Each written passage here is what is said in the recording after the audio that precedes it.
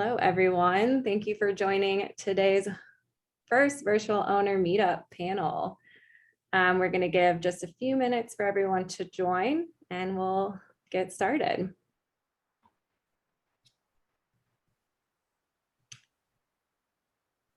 Hi, Maddie. Good morning. Good morning, everyone. Thanks for taking the time to join. Okay, so as I said, welcome to today's first virtual owners meetup.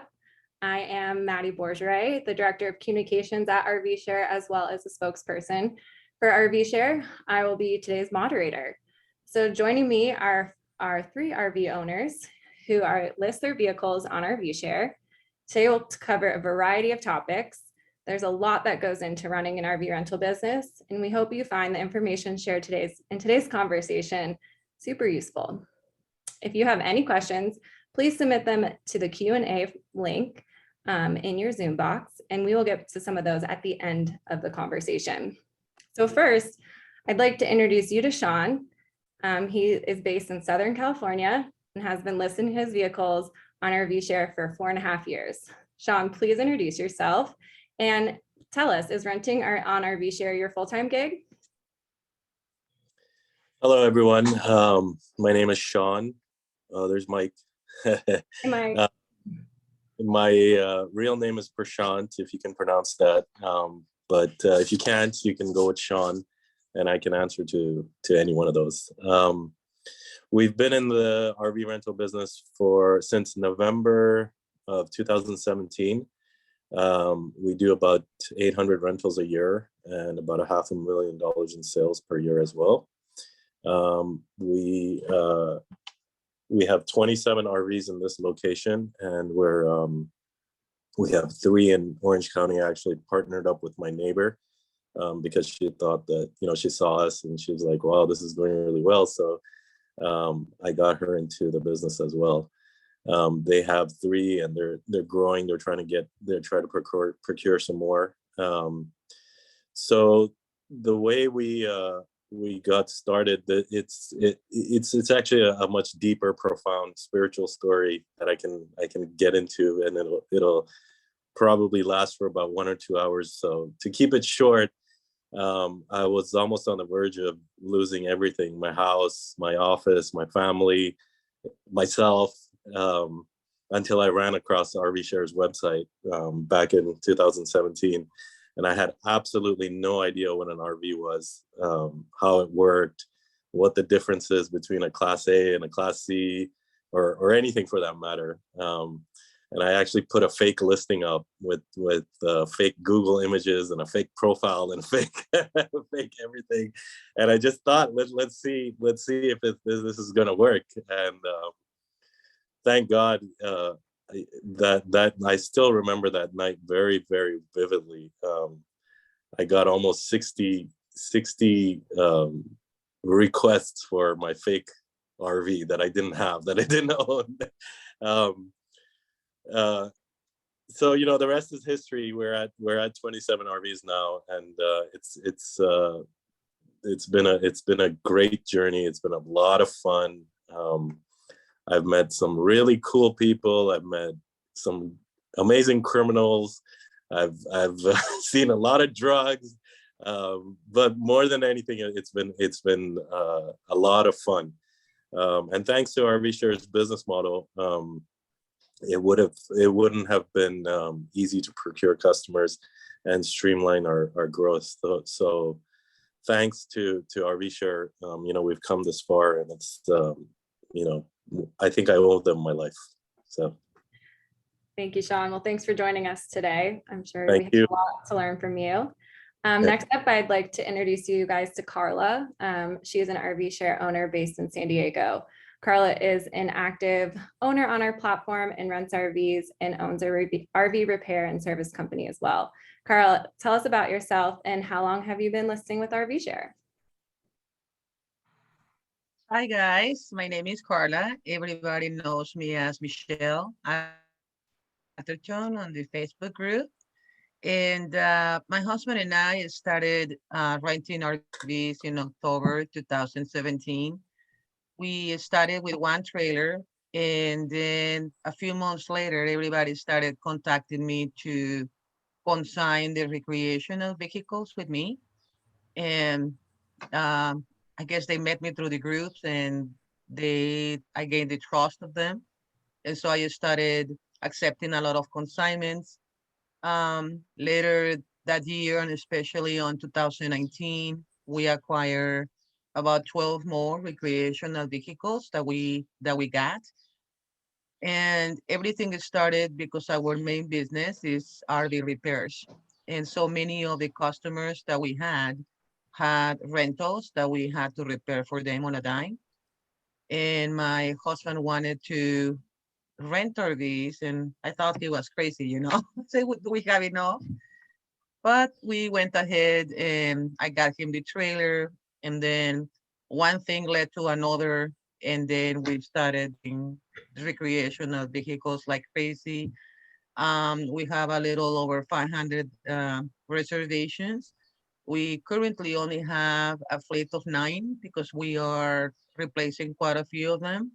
I don't think I want to go like Sean 27, because then I think I will lose my mind. I am so proud of you, Sean. The and I think our goal in this business is that we're trying to maximize quality, customer service, and safety. I think that is our priority, safety and quality. Um, we go above and beyond to make sure that all of the recreational vehicles that we rent to the public are 100% safe. And I'll tell you more later. Yes, you will. Thank you, Karla. Next up, we have Mike Katz. Mike, I want to jump back on and share your video. Thanks so much. Who is also based in Southern California, which is a coincidence, but he runs his rental business full-time. So Mike, tell us a little about yourself and your business.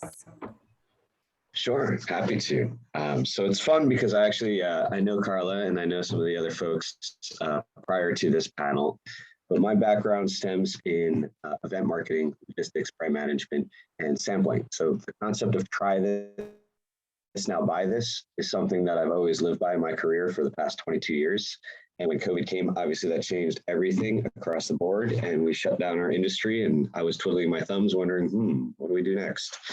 So I got started with RVshare with the similar concept as one of my previous panelists mentioned, in just trying it out. Let's see if we can get responses. Let's see how big this platform is. Is there an opportunity for full-time career mode? And fast forward, now we have about 74. I wanted to say 75.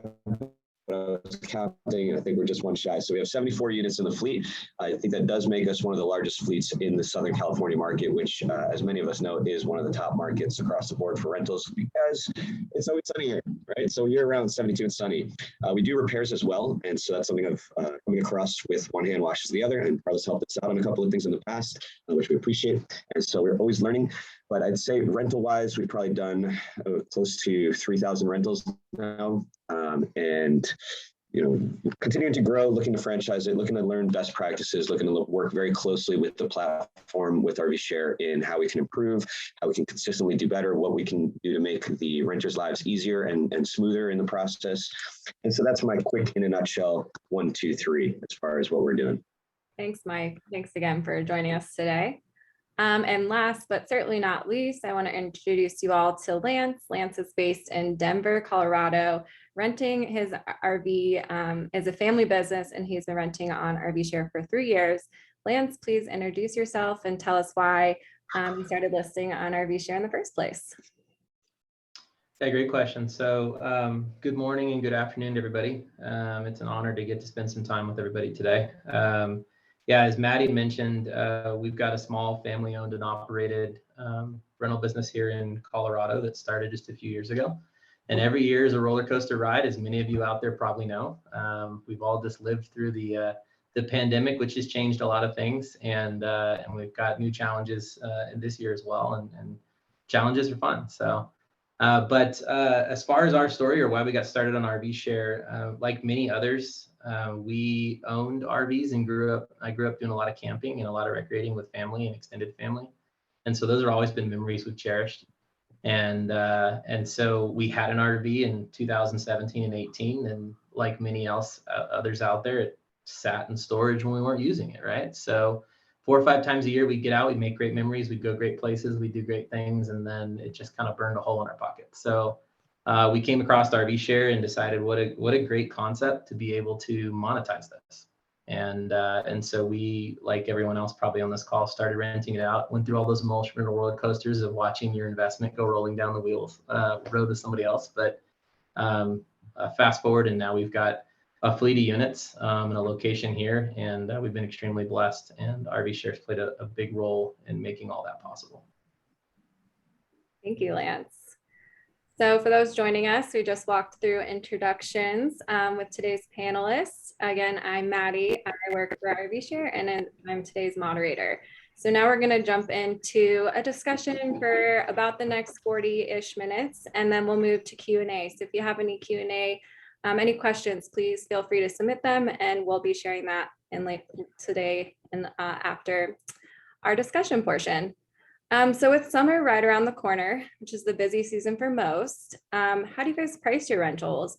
And do you raise rates for peak weekends like 4th of July? Mike, do you want to kick us off? I think you're on mute, Mike.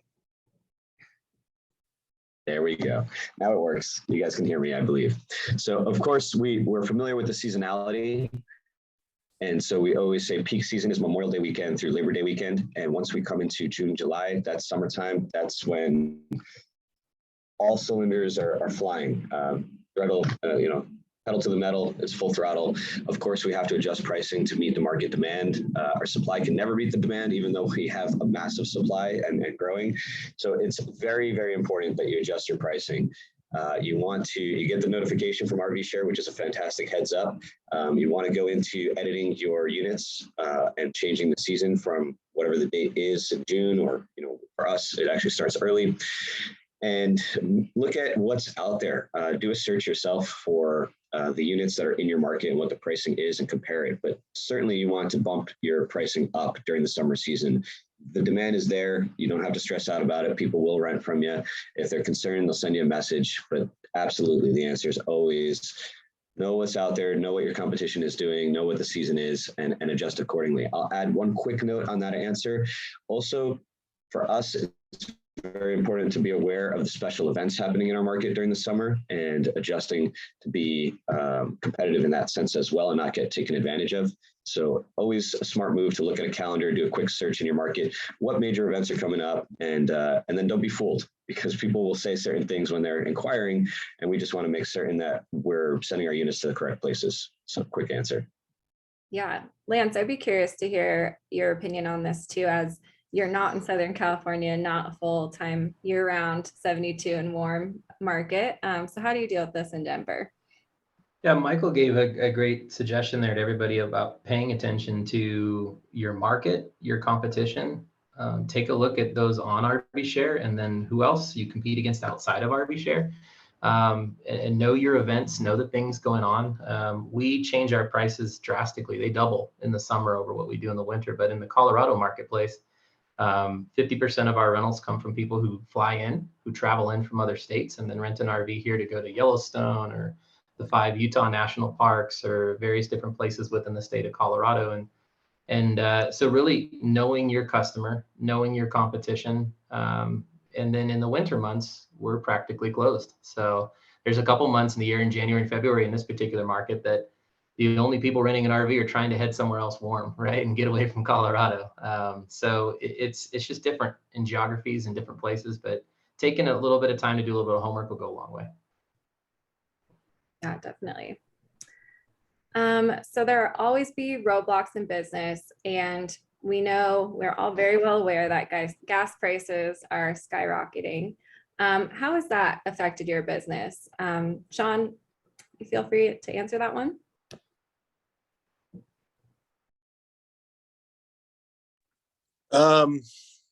As far as gas prices, right now, for example, it's the festival season. We have EDC coming up, at least in Southern California. So the people that are going to the festival, we had Coachella, we had Stagecoach. As far as the gas prices for those, people don't care. You know, they're coming out of COVID, they're ready to party. You know, it was Stagecoach was canceled 2 years in a row. EDC was canceled 2 years in a row. So these kids are ready to party. You know, they don't care if gas is at $10 a gallon. You know, so. But yes, the regulars that are going for weekend trips, you know, they're just holding off, you know, until hopefully the prices will go down. But you know, I think that that should not discourage you from as an owner to reduce your prices. You know, keep it still. You know, keep your prices up. And you know, if you have a fleet, if you have more than 5 or 6, reduce them, you know, at the last minute, like around Wednesday or Thursday of that week. Reduce the prices at that time, but keep it high. If you keep it high, then we can keep it high too. You know, we don't have to wait for a customer to say, hey, I'm getting it for $50 cheaper per night down the street, you know? So if you keep it high, we can all keep it high, and we're all high, and we can all make money. So keep it high. You know, there's not too much supply out there. You know, the demand is high. Like Mike was saying, the demand is very high. So if you guys keep it high as owners, we can keep it high too, and we can all make money.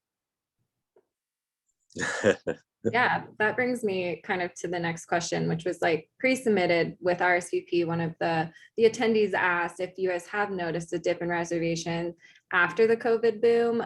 You know, summer of 2020 and 21 experienced high demand. So are you still experiencing that demand, or and if you're not, what are you doing to attract renters?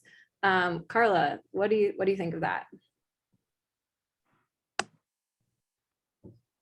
So what are we doing to attract? I'm sorry. Yes, we have seen a decrease on RV reservations nationwide, specifically in California, as per RVshare statistics. And what I have noticed is that the reservations that we get, they are more, they have a lot more nights versus the 2-nighters. So we are getting reservations that are longer. We do a lot of marketing in multiple platforms on our website, but specifically with RVshare, I have seen that, I don't know, I think we have, I'm sure Sean and Lance and all of us have got to learn about a little bit of RVshare algorithm. And so what we do with that, or at least I do, is with our listings, we are constantly doing something to it, you know, so that the system sees that we are active, and it helps us push us to the top. So we adjust days, we reward something, we change the pricing, we do the night rentals. And believe it or not, I have followed Sean forever. I am always stalking him to see what is he doing with his listing and the pricing and the minimum days. And like Lance said, you know, we have to be aware of the competition around us. I try to be one of the most expensive ones, you know, and so I usually let, I think somebody mentioned, you know, just keep your price. Our price is really high. Our deposits are $2,000 and up, and our fleet is not very new. So that goes to tell you that it doesn't really matter, in my case, what year it is, as long as you know how to market it, how to present it, how to keep them in great shape, and so forth, right? So how do we get more customers? We are constantly answering questions, contacting them. Smart Match for me is a great tool. We answer immediately as many questions. So one of the biggest issues that we have had with RVshare for several years is that the customer sends an inquiry to an RV owner and they never reply, or it takes several days. So by that time, the customer is lost. So how do we get and retain customers besides providing an excellent customer service? It is immediate response.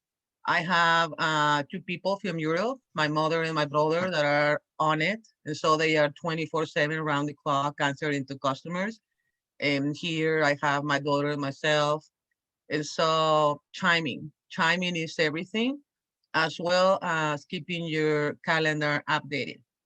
So if you are listed in several places, keeping the calendar update is huge, because you don't want to ruin somebody's vacation, you know? And also one of the things regarding the gas, we are big in delivery. So we do a lot of deliveries to RV parks.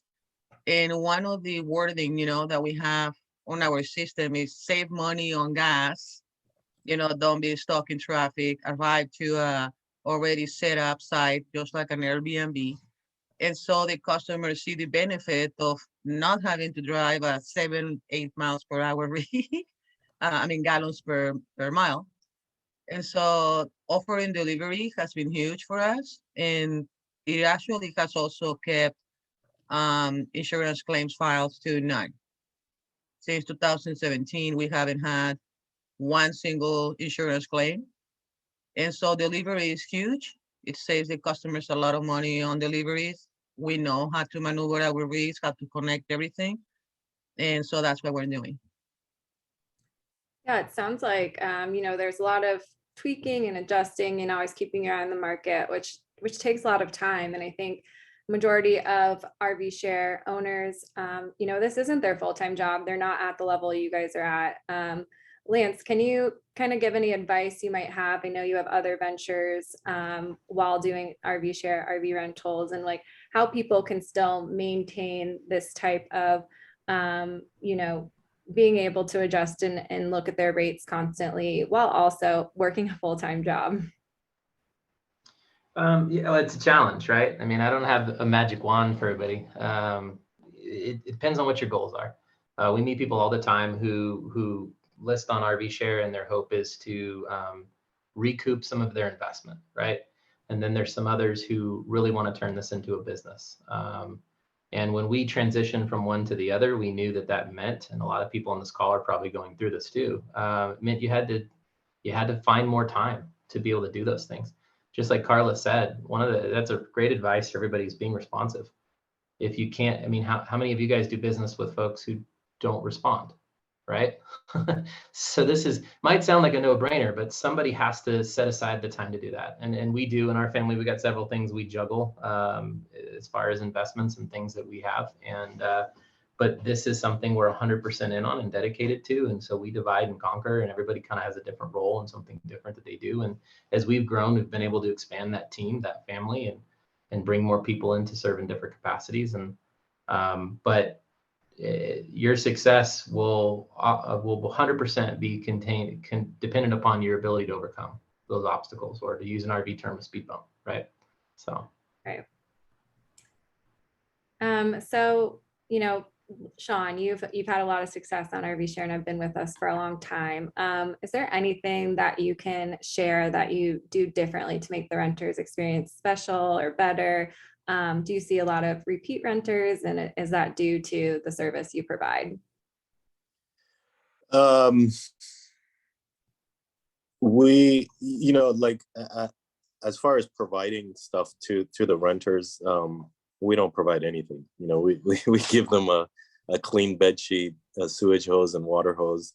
And then what we do is we sell or rent out add-ons like bike racks, toilet paper, chemicals. So it basically, the RV comes with, it's empty, and we have had a couple renters complain about that, but I would say 99.9% of renters don't mind.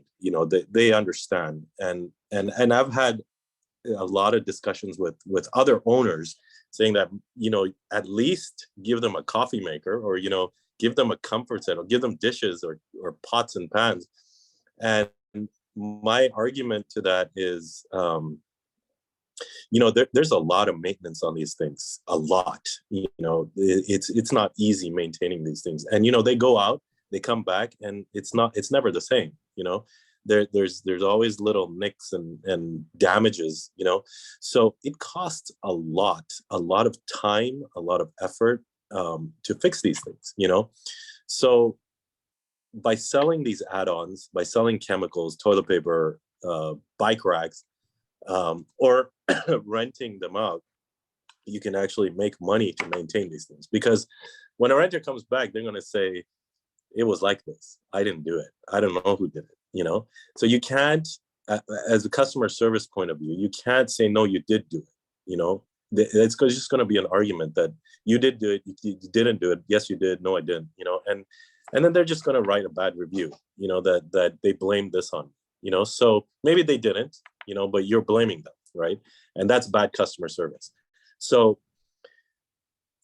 if you have these add-ons that you can sell to them or rent to them, and by the way, there's a great return on them,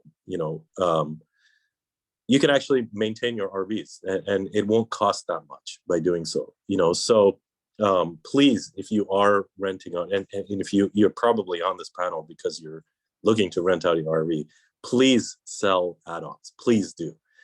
Give them an RV with nothing in there, not even a coffee maker, and rent that coffee maker out. Rent the comfort set out, rent the pots and pans out. And then as far as before they pick up, we send them a welcome message. A week before they pick up, we send them a welcome message with an orientation video on how RVs work. Most people are first timers. I would say 90% of the people are first timers, and especially during COVID, because that's all they wanted to do is go out in an RV. So they had absolutely no idea on how RVs work. So, a good YouTube video on how RV works, how RVs work would be a great idea. Most people don't read it. Most people don't go through the video. So, but you give it to them, and when they come by, walk them through the RV, walk them through the do's and don'ts, what you expect as an owner from them, and that's up to you. Make sure they don't speed, go over 70, 75 miles an hour. I would say that's about it. Try to get their attention, grab them by their clothes and say, listen to me, give me 1 hour of your undivided attention, because they're excited. They're excited about this trip. It's their savings. They're going out with their families. It's an exciting time, and they don't want to listen to you. They want to go out in their RV, and their kids are ecstatic, so, but grab their attention, do something to maybe ask them a question during their walkthrough, so that they can prove to you that they're actually listening, Yeah, Sean, we had a question that came through with the RSVP. If you charge those incremental costs by adding it on, like you can add it on as you book, or if it's within your nightly rate. Add them on after they come back. So I mean, ask them before they go, hey, we have these lists of this list of products that we sell, and then tell them that we'll take it off when you come back. So for example, if they decide to purchase your $10 per night pots and pans, tell them that we'll charge you when you come back. That makes them comfortable too, that you're not saying, okay, here, give me my $100 before you come by. When they come back, if they don't have the funds to pay you, take it out of their deposit, because it'll be like $100, $200. You have a $500 deposit or $1,000 deposit, whatever you feel comfortable with, take it out from there. And they'll like it too, that you're not charging them before they leave. Is there anyone else on the panel who has like the opposite approach of Sean and might be? Yeah, talking- I'll jump in. With respect. Michael, I'll be brief and I'll let you jump in. Yeah, so we're all about experience. So, Okay, give him 1 sec. He's switching out his headphones. I would also like to have a chance to add on to what Sean wisely said, if there is time. Yeah, feel free. So Mike, how about you go? You respond to Sean first. Sure. I mean, I love that Sean's business model. I love his presentation, and I think he's doing so many things right. So it's fantastic for us to all hear and share and learn. I do take a slightly different approach, and I think everyone does in their own way across the board. My shortest form answer is with all complete respect to the process of leaving a unit empty and clean, and that they can enter it feeling like it's theirs for that time that they have it.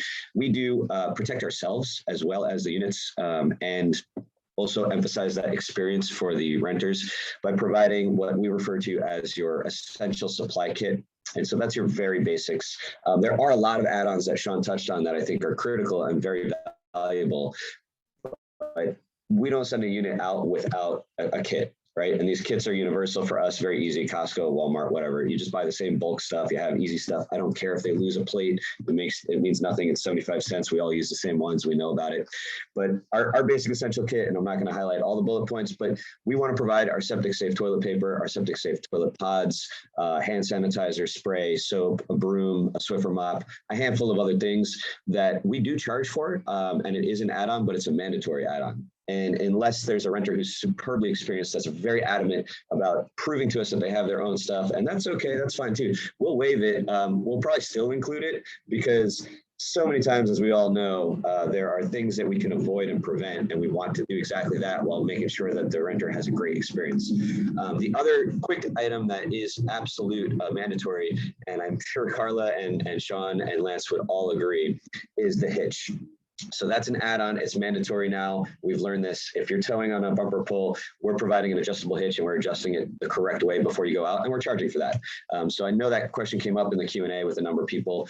If it's motorized, you know, we want to make sure we're keeping tabs on how many miles they're actually going, where they're going, because if it's over 5,000, you want to include an oil change and servicing and things like that in the add-ons. So Sean hit all the right cues on add-ons are critical. But it's also really important that we do factor in some basics to ensure that the experience is smooth and that we prevent damage. Great, thanks, Mike. Karla, go ahead and jump in. What was your response? So adding to what Sean wisely said in regards to what I call the operational guide. So what we do is we send the customer at least a week prior the reservation starts, all of the rental documents that we have, and we send them to them via email. And along those documents, we also include the training or operational guide that it has been designed per vehicle, because although they are mostly the same, there are several differences. So we send them a complete guide on how to operate and troubleshoot that particular rig. The other thing that we do is that we created a video per motorhome or trailer that it shows exactly how to plug in, how to disconnect, how to troubleshoot, how to care for the batteries. We emphasize a lot of how the fact that the batteries will go down, it will ruin their vacation. So we try to do a lot of training on batteries to keep them charged. So as far as that, the operational guide, that is crucial to provide in a video. And that has resulted in cutting down our delivery time when we exchange the RVs to them, because I tell them, hey, from all of this, put a mark on all of those issues that maybe we didn't explain it truly, or is you're having difficulty completely understanding. And so when they arrive with us, instead of going through the whole thing, they just go this, and this. And so we have cut down in an insane amount of time at the time we exchange the RVs. And now all of a sudden, instead of having a million calls, figuratively speaking, during their reservation, now they are referring to the operational guide and the video. So a lot of the, you know, I think everybody has experienced that you cannot take the weekend off because everybody's, hey. And so from 100, let's say, it went down to maybe 3. It was somebody calls, you know. So the operational guide is a must. As far as the, I love the idea of what Sean said, to give them to to give the customer the rig empty. I don't particularly do that. I give them all of the kitchen supplies, toilet paper, sewer pods, and a kitchen towel and hand towel, and that's it. I think we learned the very hard lesson that all newbies do, to give them all of the linens, all of the pillows, all of the blankets, all of the towels. My goodness, we we were almost like a laundromat, and it cost us an insane amount of time. They didn't take care of it, and most of the time they tossed them aside because they never used it. So now we don't give them any of that. I think I love the idea of what Sean said, that instead of giving them everything, that we should put it as an add-on, so that they can choose to have it or not. I did discover that half the time you give them all of this, and in reality, they don't end up using it. You see, so they just put it aside, or they take it down and leave it in their house and so on. So I think the idea of putting it as an add-on, it will be great. So I 100% agree with the operational guide, a video. One thing, do an inventory. So when we exchange the RVs to them, they sign a document that says, we gave you this, we gave you that, we gave you blah, blah, blah. And they said, yep, I received all of this. At the end of the reservation, they, oops, sewer hoses are missing and the stabilizer pads are missing. You didn't give them to me. Yes, we did. Here is the paper that it says we gave them to you. Go ahead. Yeah, Lance, you I'm done for now. jumped off. Lance, can you tell us a little bit about what you provide to your RV renters and in the level of hospitality or anything you guys do special? Yeah, so everybody lives and dies by the review, right? I mean, in theory, that's what we're hoping for. That's to help you grow your business. And so we do several things that we believe are nominal costs that make for a better experience for people. We do an orientation every time someone shows up, that we go through the RV. We have it all set up, hot water, air conditioning running, everything when they show up. And we walk them through how to turn all that stuff off. And then we provide them with a manual, like Karla said, that it not only helps us get less calls, but most importantly, helps them prevent spending their whole trip out there trying to figure out how this complicated piece of equipment works, right? We have some gifts we give that are relatively small, but things we include that help enhance the experience. And we hear a lot back from our customers about whether or not those made an impact on them and left an impression. I encourage you, think about some things outside the box that would make a big impression on you if you were your own renter, and what you'd appreciate. We do supply some things standardly, like cleaning supplies and stuff like that, because that helps somebody not only use the RV properly, but take care of it, right? Which we've learned most of our renters really do want to take care of it. They understand it's a big investment. Along the question you asked, Maddie, around some of the things like, I'll give you one that I haven't heard the panel talk about, but cleaning costs. Do you build those into your nightly rate, or do you include that as a mandatory cost? And we've actually done it both ways. And I'll tell you, for those out there considering this or laboring with this, maybe some insight we came into. So our average RV will go out about 25 bookings a year, and our total cost to turn it around is around $150 or so. So if I build that into my nightly cost, I'm hoping that I'll recoup all of it, but that nightly cost increase could attract people into shopping for another RV over mine. So we keep our nightly costs pretty aggressive, but we do have a mandatory cleaning cost we pass through. And if you take 25 times $150 or so, we're talking about $3,000, $4,000 a year that could either be profit for us per unit, or it could be, it could be built into that cost that we're picking up and paying. And so I think every single thing you do, you have to be strategic about how you consider, and most importantly, shop your own RV, right? Go into RVshare as a customer and see how you rack and stack when you use different filters and different options to see who shows up before. If Michael shows up before me, I want to know why, right? Is it his reviews? Is it his experience? What's he doing? And that kind of helps us guide the business decisions we make when it comes down to add-ons and the experience we drive and the things we put in place. That kind of brings me to my next question. And a few people wrote in about this. They're new to RVshare, and like you said, kind of comparing listings, but what is the best advice for creating a listing on RVshare and making it attractive and one that people are clicking on, looking through and booking? Do you guys have any advice for that? kind of throwing it out there if anyone wants to answer. Yeah, I can answer that. First of all, like everybody said on this panel, make sure you're responding as quickly as possible.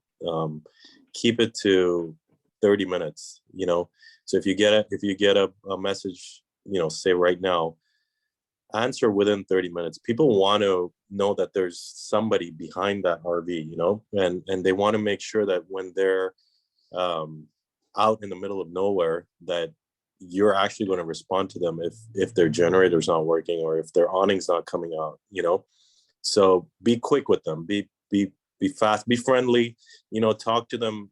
Don't talk to them like a customer service person out of the country, talk to them like a person to person, like a friend, they like that. And another thing is have some good pictures on there, I think RVshare allows 24 pictures. Fill that whole 24 choice. I mean, the whole thing. Fill it up with 24 pictures of the inside, the outside, and organize them, 4 sides, the front, the back, pictures of the bathroom, the kitchen area. Those are I believe the 2 most important things to get you up, up in the listings and have some comfortable renters. Anyone else want to jump in? I would like to add to the pictures comment. Yeah. That is a great suggestion. Pictures is everything on your listing. Because I have run into some listings that the pictures are too dark, or they are not really showing the RV inside or outside. And so having great quality pictures with a lot of light and showing all of the amenities that it has, and most especially something that I learned is create that image that your potential customer can imagine themselves in it. For example, do the beds, so if you have a sofa bed, a dinette bed, convert them so that they become beds and show pictures when they are not converted, during day use, and then do all of the beds, all of your bunks, everything already converted. Like, I think in English it's called a stage the unit, for daytime and nighttime. And that way they will be able to see, oh my God, I can sleep there, or, oh, it's too narrow or too short. And talking about it, sleeping, some people say, oh, it has 10 people capacity, so that's when you're really very properly, you say, the weight capacity for the front overhead is this much. So you are not going to say rudely, well, very heavy fat people, you don't use those words. So you say weight capacity for the overhang is this, weight capacity for the bunk beds is this. And the customer will have an idea, who is going to sleep there. And talking about the front overhang or the bunks, I noticed that, the ladders that they sell you to climb up there, my goodness, I couldn't use them at all. They are super narrow, fragile.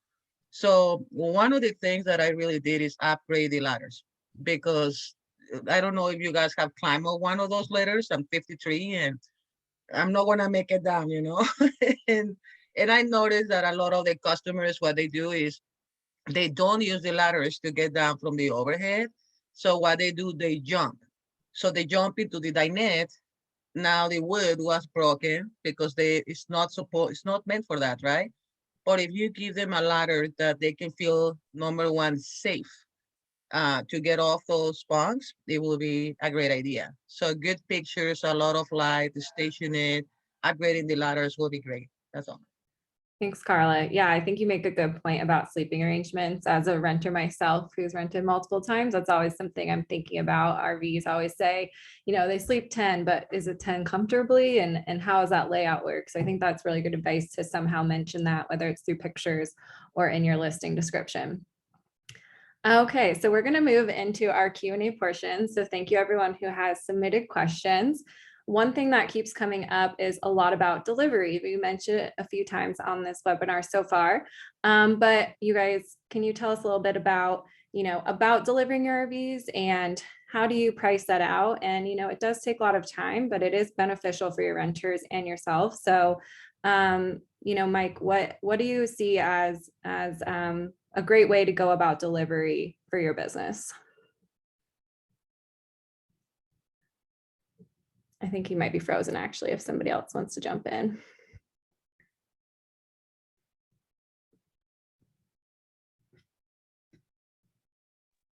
Well, I'll give the opposite view. It sounds like some of the others on the call here can speak to their experience with delivering. We don't actually do delivery. And the reason is from the economic standpoint, we just haven't made it make sense. For us, someone may say they want the RV an hour from here.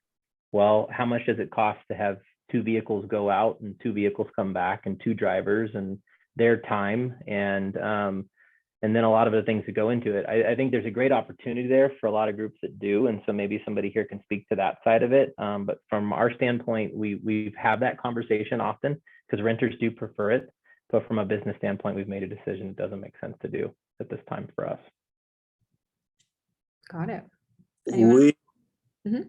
We do deliver, and we charge a flat $6 per mile, and we don't go over 50 miles. So, and we're in Southern California, so there's Ubers everywhere. So we deliver, and then the Uber for 50 miles charges about at a peak time, it would probably be about $80-90. So, gas time.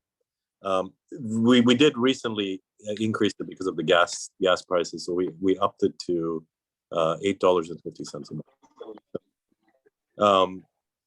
People like it, but like Lance was saying, it is a little bit of a pain, especially when you're hitting traffic hours. It takes a lot of time, but so we do offer it. Okay, great. I apologize, my connection did something strange there. I don't know, can you guys hear me? You're coming in and out, but no worries about that. Technology problems happen. Okay, next question. Let's see. What is the best performing RV type? Do you guys see more interest in Class Cs, travel trailers? Like, what is the best performing make and model that you have it within your fleet?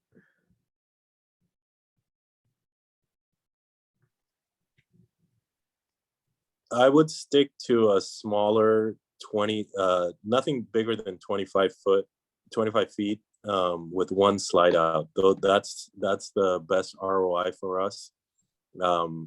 It's easy to clean.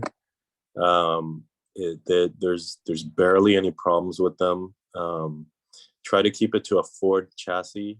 We have a few that are Mercedes chassis, and just one visit to Mercedes costs about $600-700, and they're always saying, oh, by the way, this is wrong too. By the way, this is wrong too. So it ups it. And Ford, an oil change is just like $130, and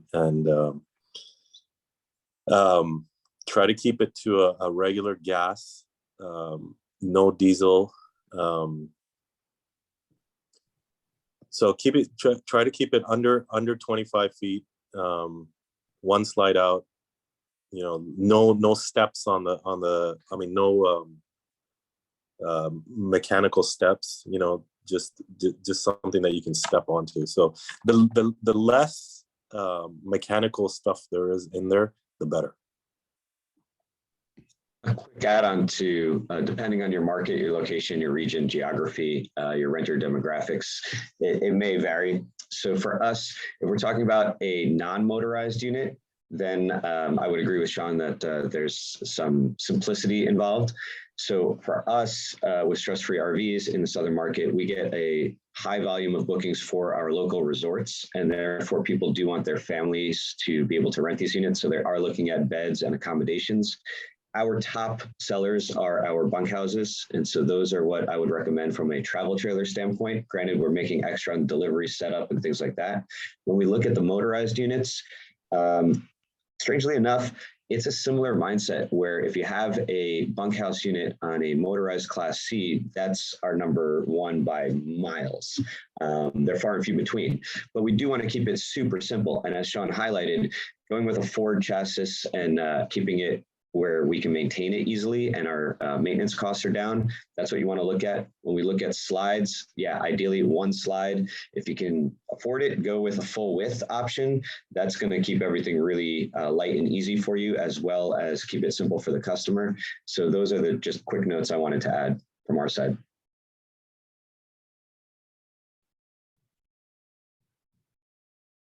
So we have we don't do any consignment. So all of our units are owned by us. We have 3 different sizes. So we're trying to target 3 different customer demographics. So we're trying to target a customer that might be a family of 5 or less, or perfect for couples, which they're not going to want, say, a 32-foot bunkhouse. And then we have a mid-size unit and a large size unit. They're all Class Cs, which gives the ability for them to be drivable. And all the points that everybody else in the panel has said are absolutely valid. Making sure that it's simple, it's easy, it's comfortable. You know, Sean mentioned the statistics around 90% of renters being first time. What would they be comfortable getting into? Do they have a truck that could pull a bumper pull? Would they be comfortable with a camper van? Would they be comfortable with a Class C like a U-Haul or a box truck, right? Or would they be comfortable with a diesel pusher, a bus? You got to think about all those things. Then you got to think about the economics too. And some great points are also made around reliability. If you're doing this for a business venture, you don't want to have downtime. And so picking units that don't have a lot of complicated mechanisms, like Sean said, really do help, because those things are prone to breaking when they're getting used pretty heavily. So those are some tips out there.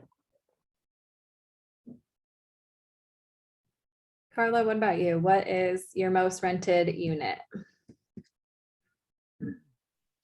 Our best rental unit is our Class A, 33-foot with bunk beds.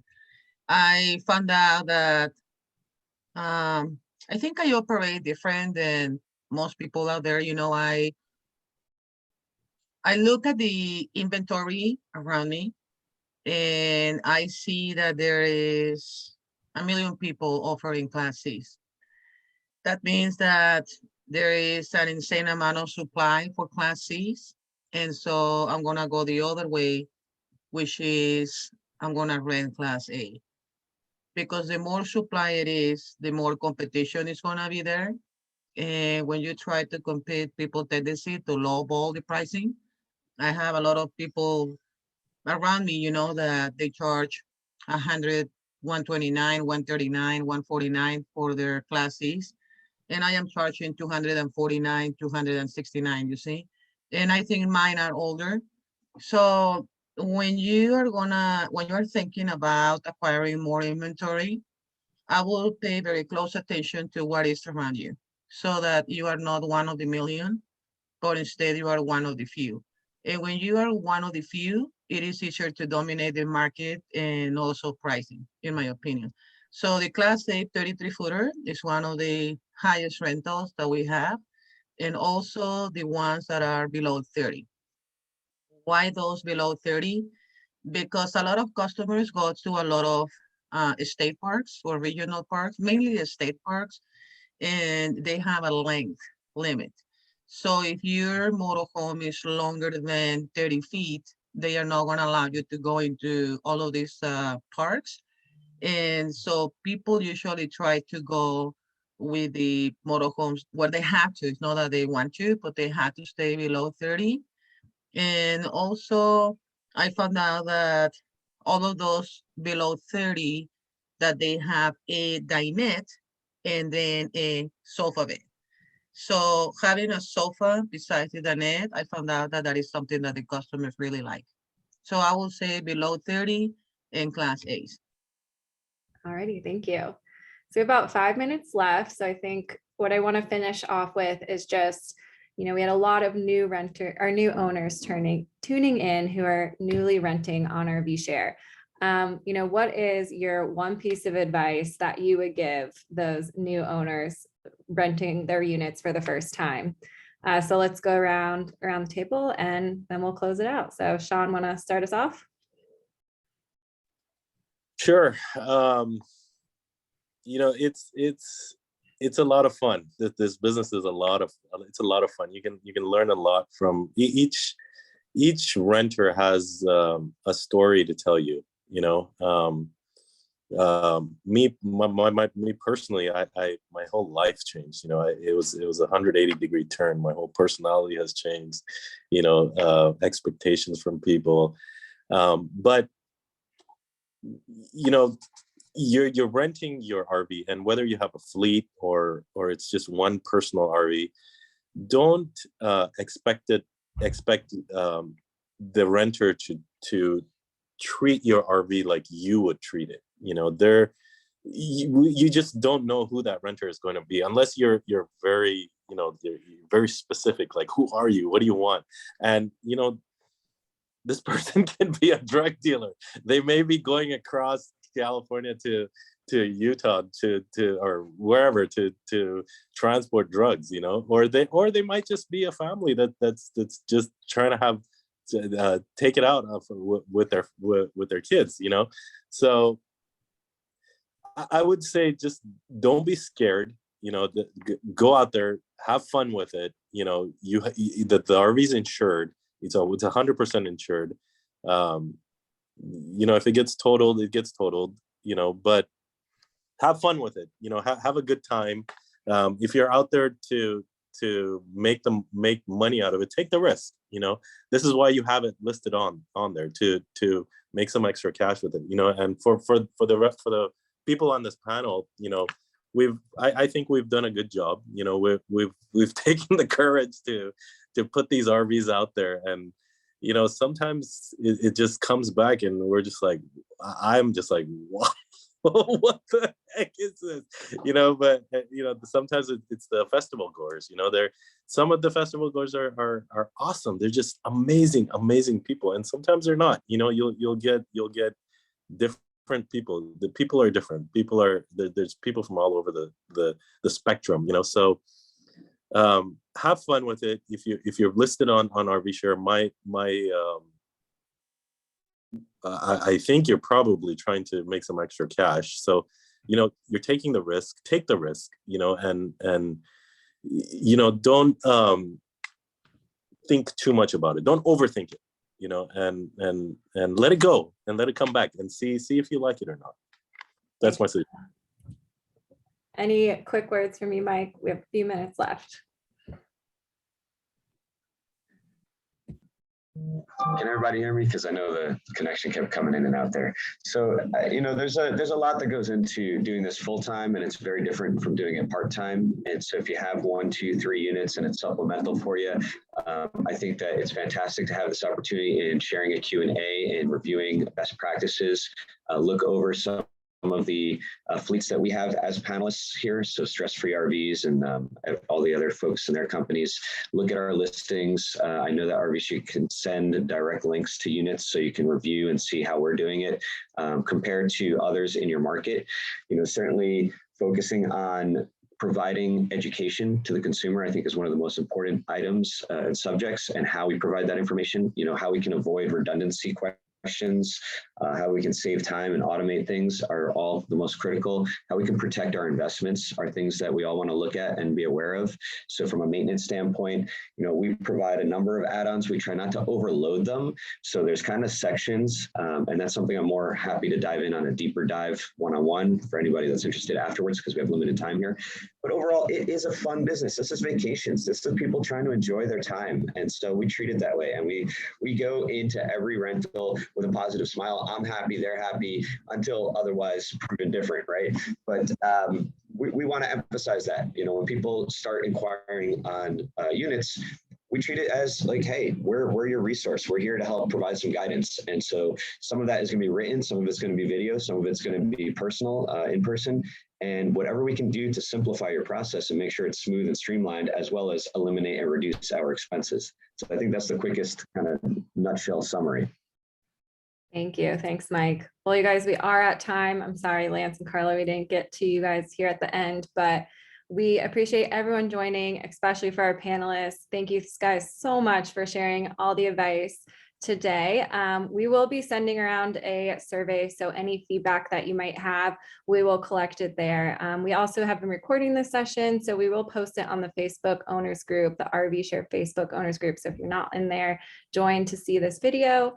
We hope to do more of these in the future, and we'll deep dive on more topics at that point. So keep an eye out for more webinars.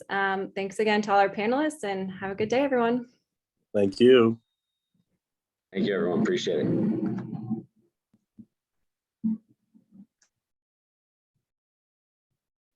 Thank you, Maddie. Nice to see you all. Thank you guys. Bye.